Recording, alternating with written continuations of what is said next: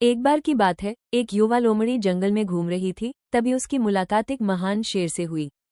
उसने पहले कभी इतना शक्तिशाली और शानदार जीव नहीं देखा था, जिससे वो डर तो गई, लेकिन वो भागी नहीं बल्कि बहादुरी से वहीं बैठ गई।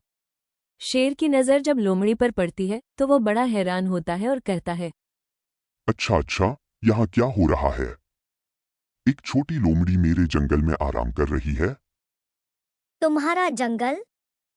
मैंने किसी पेड़ पर तुम्हारा नाम नहीं देखा, महान शेर।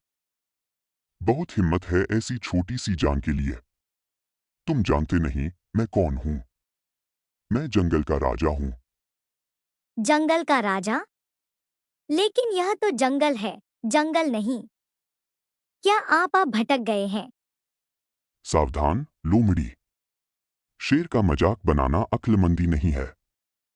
ओह, राज, मैं तो बस कह रहा हूँ।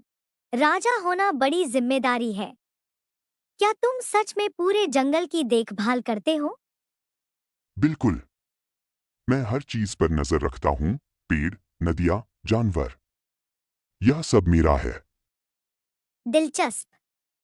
तो अगर सब कुछ तुम्हारा है, तो क्या तुम सारी समस्याओं को भी संभालते हो? मैं वो काम दूसरों को सौंपता हूँ। राजा के पास और भी अहम काम होते हैं। तो श्रेय तुम्हारा और काम दूसरों का। मजेदार है। शायद मुझे भी राजा बनना चाहिए। चालाक हो लोमड़ी, लेकिन ताज हर किसी पर सूट नहीं करता। चलो मान लिया, तुम्हारे पास तुम्हारी चतुराई है और मेरे पास मेरी ताकत। ठीक है। ठीक है। वैसे भी क्यों राज करो जब पेड़ के नीचे आराम किया जा सकता है? राजाओं को बहुत कुछ सोचना पड़ता है।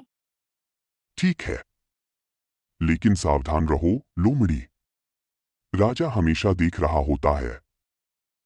कहानी से सीख। हर किसी की अपनी ताकत होती है।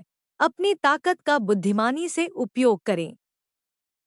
चतुराई और शक्ति जब संतुलन में हो, तो शांतिपूर्वक साथ रह सकती हैं।